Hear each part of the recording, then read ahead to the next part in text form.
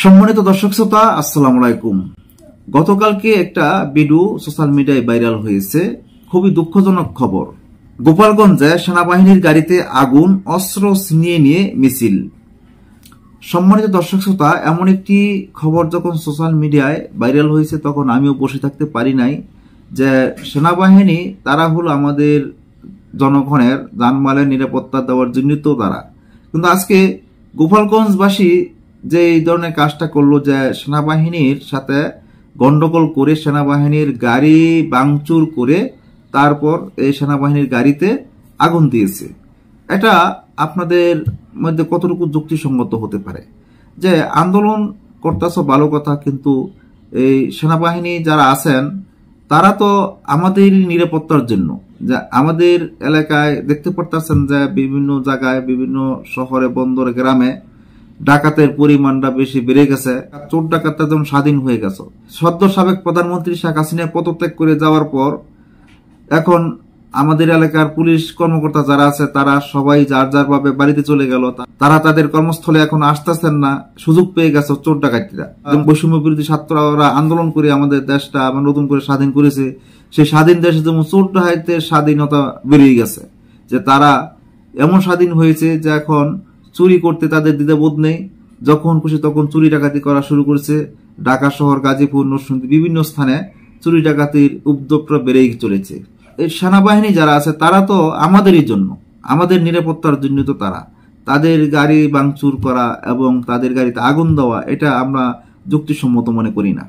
আমি মনে করি এটা সম্পূর্ণ নেহাত অন্যায় হয়েছে। যে দর্শক শ্রোতা, আমি বেশি কথা না বাড়ি, তাহলে জনপ্রিয় পত্রিকা প্রথম আলোর একটি প্রতিবেদন সংগ্রহ করেছি। সেই প্রতিবেদনের মাধ্যমে দেখি যে গোপালগঞ্জে যে সেনাবাহিনী গাড়িতে আগুন দিয়েছে সেই বিষয়ে এখানে আমরা কি পাই, আমরা দেখে আসি। সাবেক প্রধানমন্ত্রী শেখ হাসিনাকে দেশ থেকে বাধ্য করার প্রতিবাদে বিক্ষোভ মিছিল কেন্দ্র করে গোপালগঞ্জে হামলা করে সেনাবাহিনীর একটি গাড়িতে আগুন দিয়েছে বিক্ষোভকারীরা। এ সময় এক সেনা সদস্যের অস্ত্র কেড়ে নিয়ে মিছিল করা হয়। আজ শনিবার বেলা 3:30টার দিকে সদর উপজেলার গোপীনাথপুর ইউনিয়নের গোপীনাথপুর বাস স্ট্যান্ডের পাশে এক ঘটনা ঘটে। এক ঘটনায় 5 সেনা সদস্য সহ 7 জন আহত হয়েছেন বলে জানা গেছে। এর সময় ছবি তুলতে গেলে 2 সাংবাদিককে মারধর ও লাঞ্ছিত করা হয়। তারা বলেন, চ্যানেল 24 এর গোপালগঞ্জ প্রতিনিধি বাদল সাহা ও মাছরাঙ্গা টেলিভিশনের জেলা প্রতিনিধি সাবেত আহমেদ।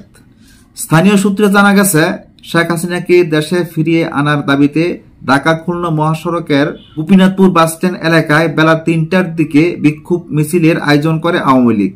কর্মসূচিতে সদর উপজেলার গোপীনাথপুর ও জালালাবাদ ইউনিয়ন এবং কাশিয়ানী উপজেলার নিজামকান্দি ইউনিয়নের আওয়ামী লীগ ও সহযোগী সংগঠনের নেতা কর্মীরা অংশ নেন।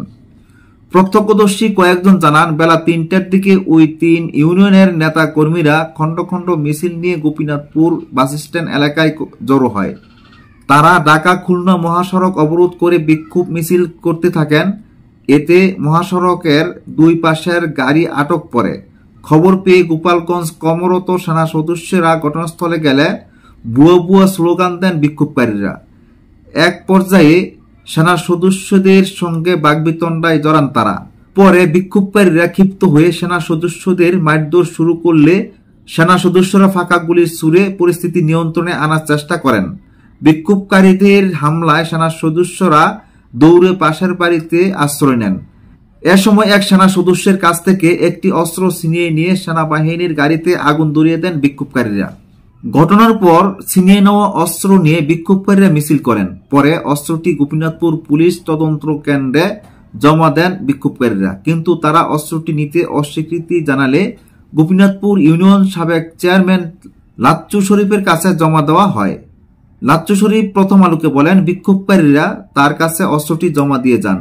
তিনি ইতিমধ্যে সেনাবাহিনীকে অস্ত্রের বিষয়টি জানিয়েছেন। তারা অস্ত্র নিতে আসছেন বলে জানিয়েছেন। তার আগ পর্যন্ত অস্ত্রটি তার কাছে রাখতে বলেছেন। জানতে চাইলে গোপালগঞ্জ কর্তব্যরত সেনাবাহিনীর মেজর আতিকুর রহমান রোশাদ মুঠোফোনে বলেন, এ ব্যাপারে পরে বিস্তারিত তথ্য জানিয়ে দেওয়া হবে। সম্মানিত দর্শক শ্রোতা, আপনারা জানতে পারলেন যে জনপ্রিয় পত্রিকা প্রথম আলোর প্রতিবেদনে যে সেনাবাহিনীর গাড়িতে কিভাবে আগুন ধরিয়েছে এবং তাদের অস্ত্র কিভাবে কেড়ে নিয়েছে, আবার অস্ত্রটি জমা দিয়ে হয়েছে। আজ এ পর্যন্ত।